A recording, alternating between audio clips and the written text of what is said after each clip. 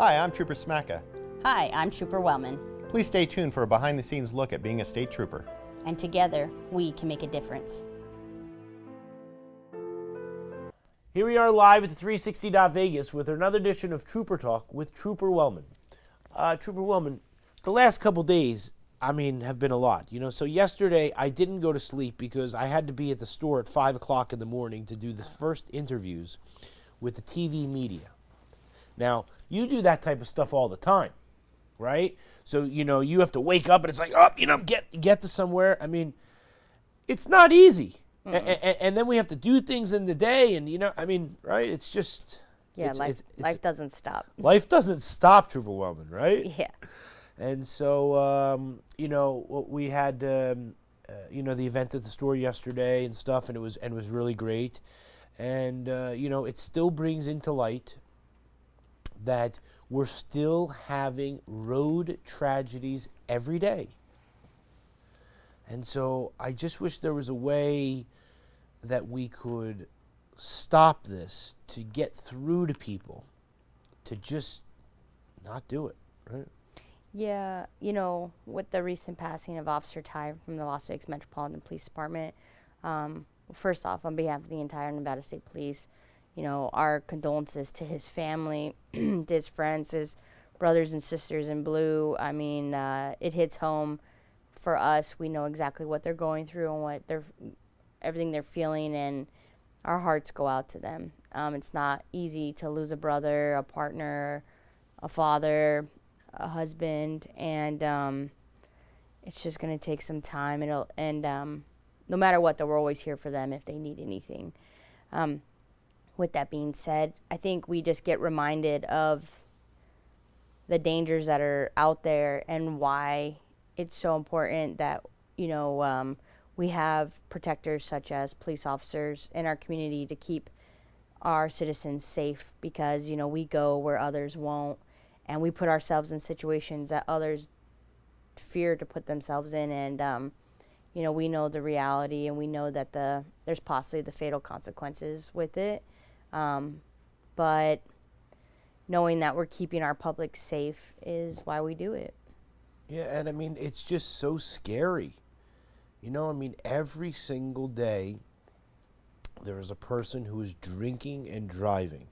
There is a person who is road raging, and they have no value for life. And they don't take into account that it's not just them. Like I always say, we want everyone to live, but if you don't want to be here, jump off a bridge. You know what I'm saying? But right. Don't take 50 people with you. Exactly. And so these people that are just not thinking about others and they're only thinking about themselves, they're not thinking about the consequences after the math. Yeah. Only that moment. They have no regard for anyone else's life but themselves. And at that point, they don't even have regard for themselves because they're putting themselves in that situation. We just had a fatality.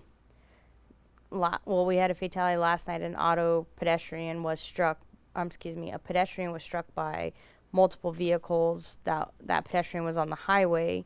But the night before that, we had a very serious fatality crash on Blue Diamond and Las Vegas Boulevard, where a vehicle was traveling in a reckless manner at a high rate of speed. They lost control, overturned multiple times, struck multiple light poles. One was ejected. It's still under investigation, but from the preliminary details that I gathered is that the driver of the Mercedes that was traveling in a reckless manner had to be extricated and is in serious condition at UMC Trauma, whereas their passenger, the person that got in that vehicle with that individual who trusted them with their life as they entered that vehicle, was ejected for not wearing their seatbelt, as well as because of the crash itself. And they lost their life that night. There was a chance they got transported to the hospital in critical, and unfortunately they didn't make it. And now that person, that driver, has to look that passenger's family in the face moving forward and tell them, I'm sorry I took your loved one away from you because of the choice I made that night. as well as they injured another vehicle and made them go into a light pole. But luckily that driver was okay. But just something so simple of just slowing down and not getting behind the wheel if you're impaired, or not driving in a reckless manner. You could have preserved life and instead you took it. And it's just so sad. And it's just exhausting seeing it over and over again. Yeah, and you know, that's the hard part, and that's what I, you know, not saying that you're different from anyone else, but like, you know, it's the thing that I, when I was talking yesterday at the event, you know, and I keep talking and stuff like that, but like, a lot of people that are in positions like yours that see this all the time, they're just like it's too much. Like, you know what I mean? Like, it was one thing and another thing and another thing, and it's just eating on everyone. And so It's heavy. you know what I mean? So anyway, we appreciate you, and you know, maybe we can give you a sticker or something like that to put a smile on your face. So I was able to take a bunch of pictures yesterday. I've never seen you in a different colored shirt. Right. So my wife said to me, she was looking for me. She goes, "Oh, I never," you know, she was looking for somebody in the blue shirt, and I was wearing the black, and so I never wear anything other than that. Yeah. But all the employees had the Officer tie shirt on. officer tie shirt. That's awesome. And so, you know, we want to give a thanks out to. We had the governor stop by. We had the lieutenant governor stop by. We had Steve Wolfson, district attorney, stop by. Plus, you know, the major stopped by. Lieutenant Munoz from Nevada State Police. You know, all the Metropolitan Police. I mean, like, it was just, they all wanted to come by and show support and hang out with their friends that they never get to see very much. But it's just heartbreaking. I mean, you know, like I don't know, because I'm not an officer, that there's that certain level that we talk about where you cannot cry and you cannot show emotion. And so all the people that were officers were all on the same level. The difference is that I had a chance to talk to them because I'm friends with them on a personal level, and they're crushed. Yeah. You know, and so our deepest condolences, but... Yeah, Officer Ty, I didn't know him personally, but I have many, many friends that did know him. He was a lot of their mentors, honestly, because he's been on the department for like 23 years, and they're devastated. From what they've expressed to me, he was just truly an amazing man, an amazing leader, mentor, field training officer. He trained a lot of my friends, and he had huge impacts on their careers, on who the officers they are today. And it just speaks volume of the man he was, and it's just so heartbreaking. Uniform officer, attend, hooks, present, on.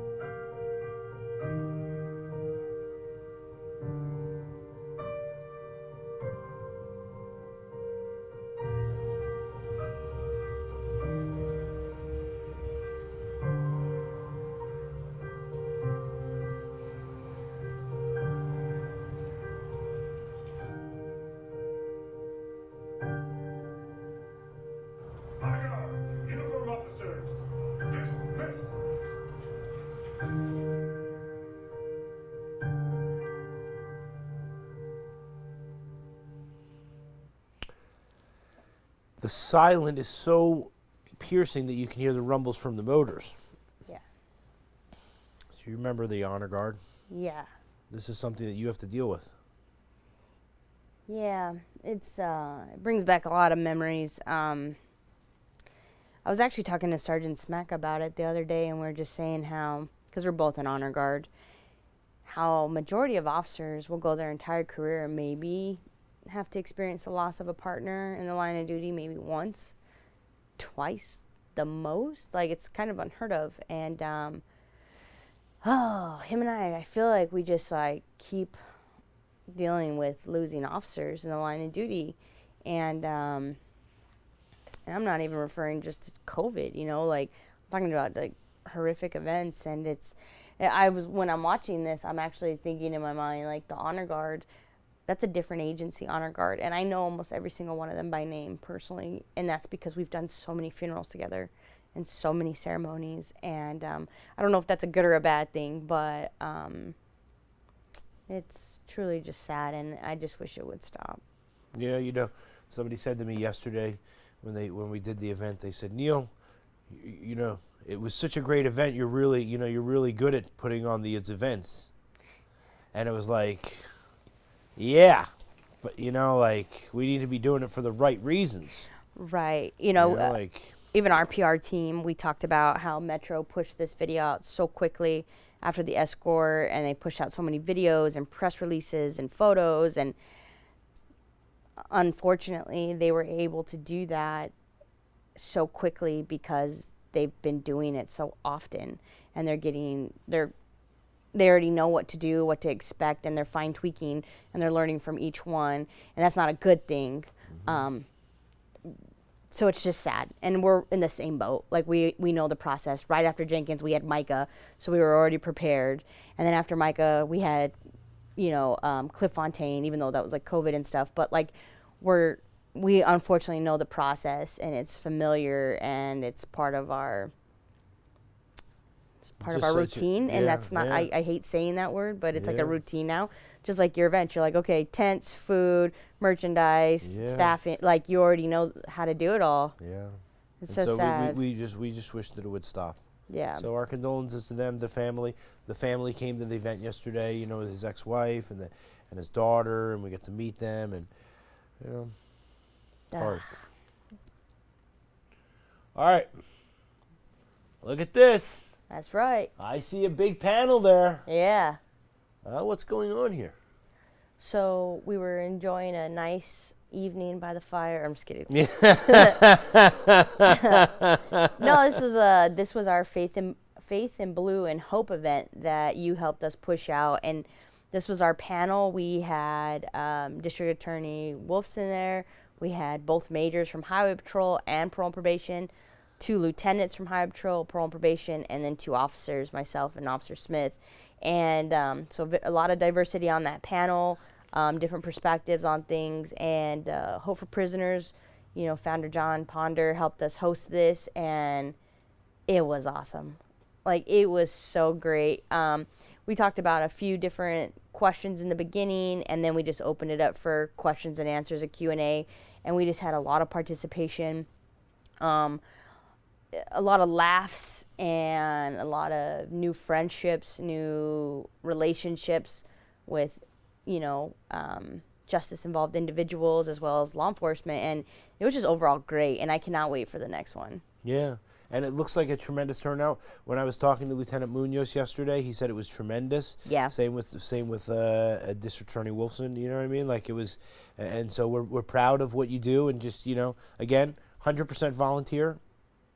Like from your end to go there and hang out and spend time, and you know what I mean, like, and to put yourself out there and to open yourself up. Yeah. You know what I mean, like, and so it's really wonderful, and I know they appreciated it. Yeah, it was great, and we also live streamed it. If anybody missed it and would like to watch it, you can go on the Hope for Prisoners social media or ours as well, and the link is still on there where you can watch the conversation. Let's say this. That in the state of Nevada, marijuana is legal. It is. Right?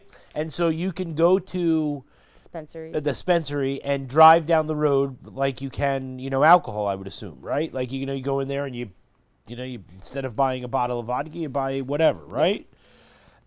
And so there's no reason in the world for something to be legal to go and make something illegal and to go and do things like this, right? And so if that's 8,000 pounds of marijuana, then I don't know, but I That's mean a- that looks like a lot of marijuana. That's a huge grow. I don't know the backstory on this, but I will say that's an amazing bust and great job to our officers involved because that is a lot of marijuana. That is a lot of marijuana, and there's no reason for it, you know. And again, this brings into light the black market, Right. right? Which You- is that when you guys busted that U-Haul truck, remember that had all those, right? Mm-hmm. Not saying this had anything to do with it, but I'm just saying that, you know, that's what happens. Right. This is just a fraction of what's actually happening in the bigger picture. They're not using this for personal use. This is for personal gain and to, you know, for legal purposes to sell. You know, it's trafficking. And with that comes other narcotics or even possibly human trafficking. And nothing good is coming from that amount of marijuana. Yeah. And that's something that we never talk about, but we would. And Lieutenant Munoz said when I saw him that he wants to come on and do one show specifically about the fentanyl. Okay. And I that'd be said to him, great. I go, okay, that's great. You know what I mean? Yes. A lot of Department of Corrections escapee. Yes, this was all over the news. Did you see this when the So he escaped, right? This is the Yeah. guy that escaped. yeah from, Right? That he Mhm. was the bomber or something, right? Yes. Right. He But was no, in I on didn't see murder. it. I not that I followed this, but I watched it and I didn't see any of this. So what is it? It was all over. This individual was able to escape from Department of Corrections facility down the south one location. So it was down by like State Line area, and it's all obviously still under investigation. It's not our case, so I can't say too many details, but yes, he escaped, and all law enforcement, FBI, everybody got involved, and through blasting it through our community and on the news, actually what he tried to buy, he bought a bus ticket, and the employee at the bus station recognized him, called law enforcement immediately, and they went down there, identified him, placed him into custody, and got him back into custody. But without the help of the public, we would have possibly lost him, and he was on his way to Tijuana. So, I mean, I know, like, marshals and stuff would never have stopped, but ultimately we caught him in the nick of time. So, Right. Well, thank goodness for that person who Absolutely. again, if you see something, say something. Yep. You know what I mean? If something doesn't make sense. So great job to that person, right? exactly, yeah, huge shout out. Escaped. I know. Monday, October 21st. Now, I did see this. Now, Yes. I wanted to talk to you about this because it's very confusing. Yes. Nobody knows what is going on here. You know Yeah. what I mean? Like you saw a thing and this day and not this day. Okay, so explain So this this to us. is a pilot program, and they want to see how many people are actually using the HOV lanes during these hours from 10 p.m. to 5 a.m. And they're doing statistics on it to see if they should adjust the hours of the HOV lanes. And right now, if you look at our electronic display boards, they all say HOV lanes are all open or open to all on the IR-15. I'm not 100% on the 95, but I saw today the IR-15 says open to all. Now, pay attention to those electronic display boards because if it says it's open, then it's open. If it doesn't say that, then go off of the 10 to 5 currently while they're running this pilot program. And it's going to... I forgot. I thought it was like It's- 90 days or 6 months or something. I think they saw or something Yeah. like that. It was, you know what I mean? It was a Like couple months for sure. Right. I can't remember the date exactly, but we're going to be posting it all over our social media too because we've been getting a lot of inquiries about it. But ultimately, it's a project by Nevada Department of Transportation, NDOT, and it's a pilot program where they're just trying to get statistics and seeing how much it's being used during those hours. And ultimately, it's just to like help flow the flow of traffic, and right? Like you know what I mean, right? Like As you notice, we have a lot of construction right now on our freeways, and so this is also going to help open up a lane to get traffic flowing. Right. Yeah, I have mixed feelings on the HOV lanes. right. But it's not to make people go in that lane and fly down the road, Correct. right? No, it's still 65 miles an hour. So, yeah. so that's what they're not making. You know what I mean? Like, and where is it when I go for my drive? Is that on 95? That's on 95 where they block off the HOV lane because they're doing all that construction. I don't know. It keeps changing. So it's like by a bridge. I think it's like on 95. Like the interchange? It's on 95 before you get to that curve to go around Summerlin Parkway. Oh, so like Rainbow? Yeah, like around Rainbow. They have blocked off the HOV lanes. Maybe they're doing, because I know that they're doing construction for a bridge, which makes it confusing too because people are traveling and It's a lot. You It's got a to pay lot. full attention. this is why you can't be impaired. Yeah, or distracted. Or distracted, or texting, or radioing, or whatever it is, because, the roads are always changing. Always changing. And so unless we take into account how the roads are changing, which you wouldn't know unless you travel them all the time. Yeah, or you work for the company, so. Right. So Yeah. just be careful, right? Yep. I saw this the other day too. Yeah. This was. I believe this was a motorcycle crash, if I'm not mistaken, because we already talked about the debris one last weekend. This was a motorcycle crash. Nobody was killed in this crash, luckily, but they were seriously injured. I don't know if it was 2 motorcycles or 1, and I don't have the details on it currently. Yeah. But yes, look at the backup it caused. That's a huge, highly driven area throughout our. And they could be there for hours. I hope not. But I mean, this isn't like 5 minutes, 10 minutes. This is, they have to get there, they have to investigate, they have to look at, they have to write, all that stuff has to happen. The biggest thing on this crash is we have to stop all the traffic. If we can let some of it go, we'll let some of it go. But ultimately, we have to stop it because if it goes fatal, when it's a serious injury, if it goes fatal, then everything has to be shut down because we have to diagram it. And we have to call our reconstruction team, MERT, to come out there and diagram the whole thing.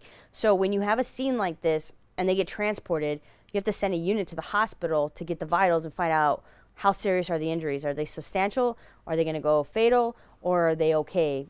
And we don't need a diagram. And so all that's being investigated, and you're talking every minute counts because it's just back up. And so you're trying to hurry, and then they're like, if you're at the hospital and they're older, we got them in CT scans. We're trying to find out if they're okay, or, it's all time. So sometimes to play it safe, to preserve the scene, we'll just shut it all down until we get that call. And then if they're like, no, they sustained serious injuries, but they're going to be okay, then we'll open up some lanes and we'll do like a quick field sketch versus a full diagram, drone, all that. So there's a lot that goes into our injury crashes. Yeah, and I mean, and like you're saying, by the time they, an ambulance goes to the hospital, and then they get there, and then they have to, whatever they have to perform, you know what I mean? Yeah, and then let's think if Wow. this crash is blocking multiple lanes, or maybe there's debris everywhere, you have to get a tow truck out there and try to get a tow truck through that. So sometimes we have to send them wrong way, and we have to coordinate that, and just there's a lot of Oh, I moving never even parts. thought of that.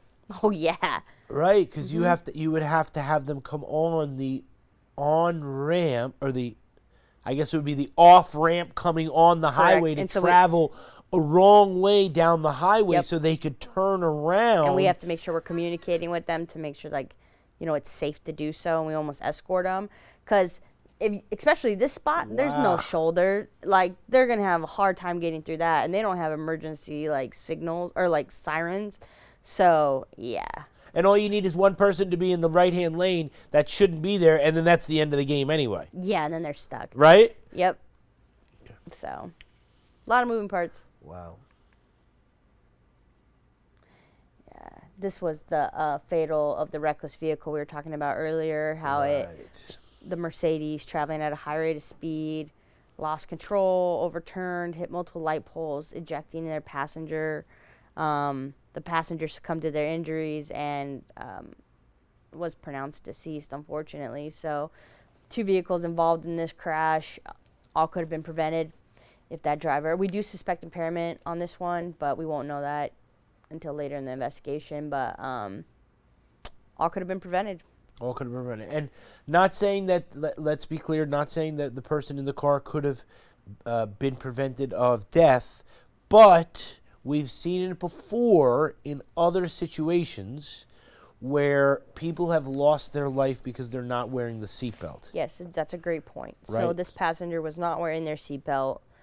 I'm not saying that he would have not passed away. We want to be Correct. clear here, but that It c- maybe it's- that could have been. It could, right? Right. Well, we never know. It's Right. butterfly effect here. We never know, but wearing your seatbelt can do nothing but not hurt you, like help, Right. increase your chances of preserving life. So And again, I think you bring up the fact that, there was another car that was struck that hit light poles, right?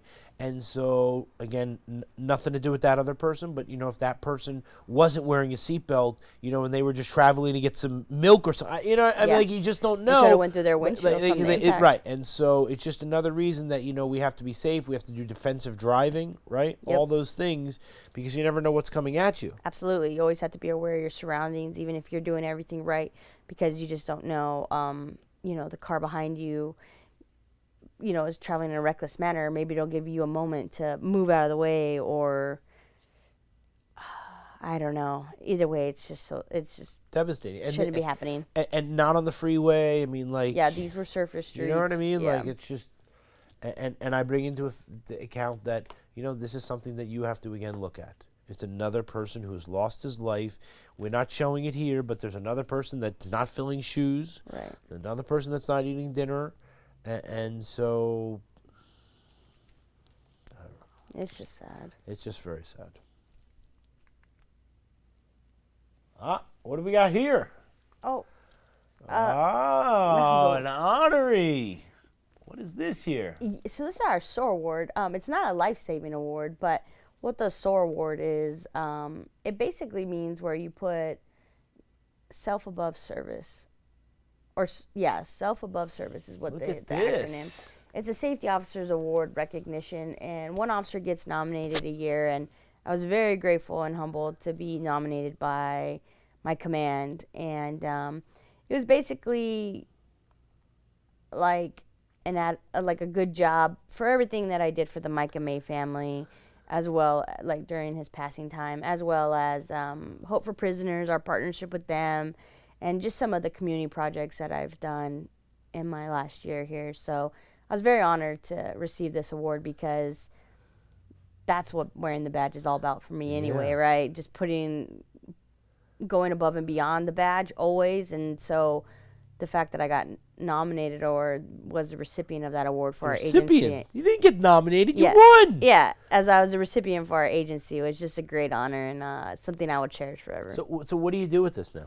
Okay, so that trophy, that massive beast right there, that stays in our station, and we have it on display in our if you remember, we have those The cabinets. cabinets, Right. the glass cabinets, and With so all the it's- uniforms. Yep. So it's in there, and every year a new officer, their name gets put on the plaque, and so now my name is on it. And then what do you do with this thing? Oh, that went home with me. Right. And do you look at that, like when you're feeling like discouragement, like, man, like do you look at this and go, okay, like this is what makes me. Yeah, just give me that little it bit. definitely is motivation to continue on and to know I'm making a difference in our community, in people's lives, and it just makes it all worth it for me. And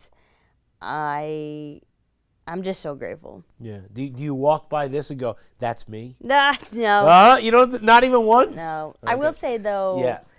when I was notified about this, and yeah. then reading what my sergeant wrote, I didn't realize the impact that car that we made for Raylan May, Micah May's son, on his birthday, when we made the replica of his dad's patrol car. Yeah. I didn't realize the impact it had on my coworkers and how they will cherish that for the rest of their lives. So many of them have come up to me and just said that watching Raylan drive in the parking lot in that car and giggle and eat a donut and just interacting, and they said they cherished that moment watching him with that car. And to me, that was very special because I put that in motion, and it was just an idea, and it had such an impact on them. And I love it because everybody sees trauma in this career. Everybody goes through hard times, and so not only am I able to bring a little bit of joy to the May family or people in our community, but to know I'm bringing it to my peers, like my equals, it's a fantastic feeling.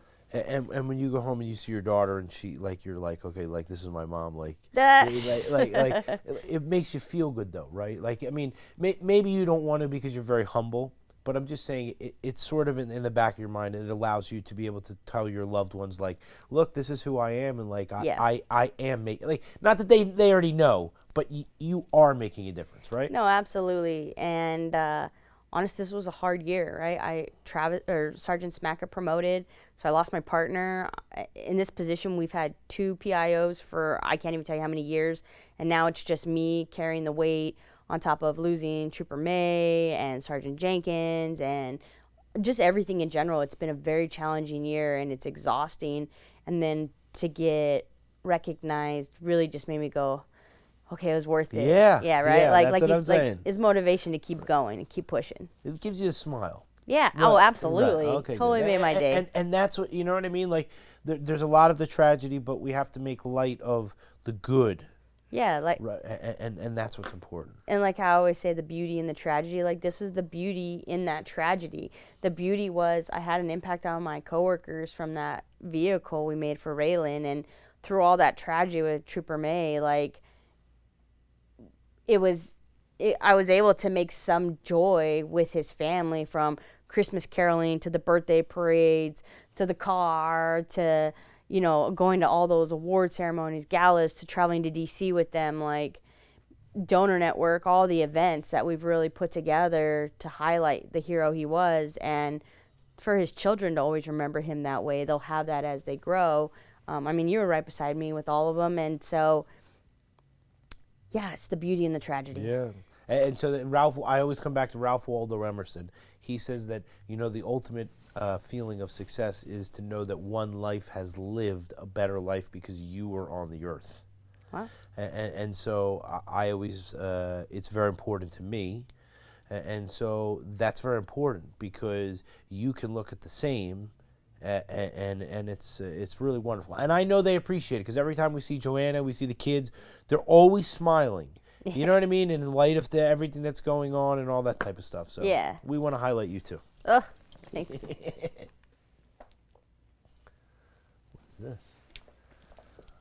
Work tirelessly to keep our great. What is that? Yeah, so that's a speaker or like an amp, and inside of it was actually a rifle.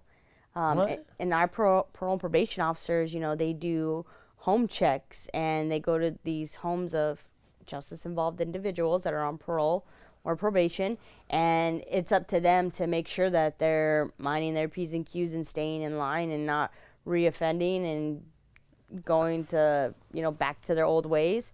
And this happened to be one of the busts they had at one of their offenders' houses, and inside of that speaker was a rifle. So that was great work by them. It's hidden inside? Yeah. So that's the speaker, and then they opened it up, and there's the rifle.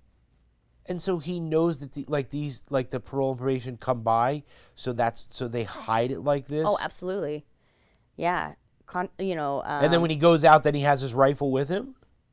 No. I mean, what else would he Oh be my using goodness, it for? how scary that is. Yeah, absolutely, right? And that's why it's our job to get these illegal guns off of the street or out of. That's like an AR-15 or one of them. Yeah, and he's a prohibited person, or she's a prohibited person. I don't know exactly the backstory. It doesn't matter. It's Yeah. holy smokes. Either way, it's parole and probation, so they're a prohibited person, and they are not allowed to be in possession of that firearm. So great job to those officers for finding that. If you ever had a desire to, you know, protect and serve your community, the community that you're a part of yourself, you can go to NevadaStatePolice.com. We have a live recruiter, Officer McClarty, he gets the notifications if you message him. You can ask him any questions from benefits to pay to vacancies, like open positions and our physical fitness testing to any testing in general, because it's quite a process. But any questions you have, you can talk to Officer McClarty, and he is more than happy to respond. As well as, if you're interested, COVID restrictions have been lifted. If you would like to do a ride-along, if you're 16 years, you just need a parental guardian signature for our consent form. Otherwise, if you're an adult, 18 and up, come do a ride-along with us. We would love for you to walk in our shoes and see what it's about, see if this is a good fit for you. So we can get you started in the process to, you know, join our team. Join our team, and again, you know, you could be in parole probation, you could do the Capitol Police, you could do the Highway Patrol. Absolutely. You know, there's so many different, and throughout the whole state, right? Absolutely. So some of our incentives is you get a take-home car, which is huge right now, especially with gas prices. You can transfer anywhere throughout our state of Nevada because we have stations everywhere in Nevada. We are the state police, as well as, you get a retirement, you get benefits, you get to join this amazing family, this blue family that, I wouldn't trade it for anything. But it's very rewarding. And if you ever had an interest, come do a ride along, see what it's about, see if it's a good fit for you. Yeah, NevadaStatePolice.com. NevadaStatePolice.com. I think it's great, and I think that that we just want to get more people trying and doing, and you know what I'm saying. Yeah. And so very good. Oh, day one.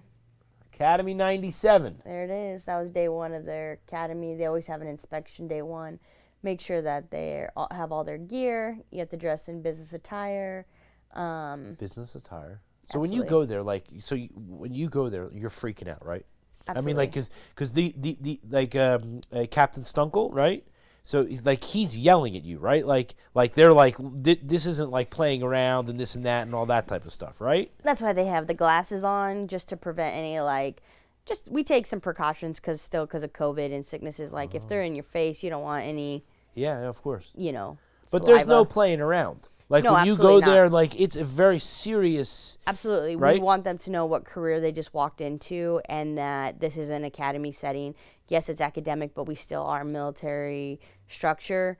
And we want people that want to be there and that are going to push through the hard times, because ultimately, what an inspection is when they're in your face and they're getting loud and they're stressing you out. They're asking you questions like, what's this code, or what's this definition, or, did you do this? Did you do that? And the point is to stress you out, because when you go into this career and you're on that side of the road, and if you get put in these stressful situations, you need to be able to think clearly under stress. And if you can't think clearly under stress, then you're going to make the wrong decision. And you only get one choice, right? Or one chance to make those decisions sometimes. And so that's why, if you're used to being in a stressful situation and you're already up here at a 10 and being able to think clearly and say, a 10-6 is a traffic stop, sir, and being able to think in that amount of stress, then it's just setting you up for success in the long run in this career, because it is stressful. And you are dealing with people that are at their worst or high stress situations, even a crash. There's so many moving parts. You got to be able to think clearly as it's all going on, as the chaos is going on. Yeah. So that's all it is. That's what it's about. It's not about, trying to demoralize you or anything like that. Yeah, no, it's not to about make you that. stronger mentally, absolutely. right? And There- so, sorry, yeah. Yeah, no, yeah, that's what it is. Exactly. It's just to make you stronger in the long run. And there's a vision behind everything they're doing in the academy. Even if you can't see it at that moment, there's a reason why. So. And it doesn't matter tall, short, skinny, not skinny. It doesn't matter ethnicity. It doesn't make any difference in the world. We're all equal, and we all want to do the same, right? Yeah, absolutely. And it doesn't even matter about age. You can complete the physical fitness requirements and all the testing and everything, then you're good to go. Trooper Wellman, again, thanks again. Here's what I'm going to tell you that, so it's the week of the 18th now. We're really coming up, in less than 2 weeks for the Halloween, Yes. right? Don't drive with masks on, like in the car, and like all the, you know what I mean? Like have the open line of vision, right? All these type of things, and let's stop these fatals. Yes. It's too much already. Yes. It would be amazing to have 0 fatalities for the night of Halloween, and everybody plan ahead and get to their destination to and from safely, because they made the right choices and didn't drive impaired, as well as keeping our children safe.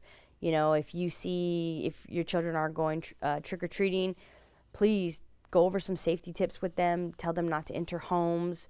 Stay at the door if they are trick-or-treating. Please check your children's candy. If any of them are not securely wrapped, throw it away. If something looks odd, throw it away. It's not worth it. We've even suggested to some parents to just throw all the candy away and just buy your own bag and switch out your child, so that way you know where it came from. We are seeing, unfortunately, we are seeing fentanyl a lot around the state. And even though we're working tirelessly to get it off the roadways, unfortunately, there are some people out there that still are making it readily available to our young adults and our youth. And so for Halloween, we definitely want people to be aware of candy that could be possibly fentanyl, as well as the marijuana candies. We are going to be posting on our social media sooner than later of a seizure we just had yesterday up north in our northern command of all of these edible candies that are, have THC in them, which, yes, they are legal, but you can't have a certain amount, as well as wait till you see the wrappers are in. They look like just normal candy, and this, you got to read that fine print that says THC. So please, please, please double check your children's candy to make sure it's not anything of a legal substance and somebody put it in there, to harm them. And just be extra careful. Watch your surroundings, if you're out and about. You have the human trafficking now, make sure you watch your kids. Yes. You know what I mean? Like, there's nasty people out there, and unfortunately, yes. That's that's what I wanted to say too. And I it's just sad because I want to be able to say, like, go have a good Great of holiday, Halloween, yeah. take your kids out, have a good time. But the reality is we got to protect them. You're their parent, protect them, right? And however you see that is fit, that's the route you should go. So we just wanted to bring a few pointers to the table just so that you're aware of. But ultimately, please have a good, safe holiday. And October 28th, we're having our first Nevada State Police trunk or treat. Oh, that's right. Out front of Southern Command. So please, Decatur Sunset. If you don't want to take your children, trick or treating because it is a little dangerous, please come to almost every area command in the valley is having a trunk or treat. On the 27th, Nevada State Police will be having ours on the 28th of October from 6:30 to 8:30 p.m. That way it's safe. You know where the candy's coming from. Officers will be handing it out. And it's just good family fun. So have a good holiday. Have a good holiday. Trooper Wellman, I think the tips are fantastic, and we're going to highlight them, for every single week until the Halloween, and then right after that, then we have Thanksgiving and all that. So yeah. Thanks again, and we appreciate you coming and spending time with us. Okay. Yeah, thanks for having me. All right. Thanks again. We'll see you later.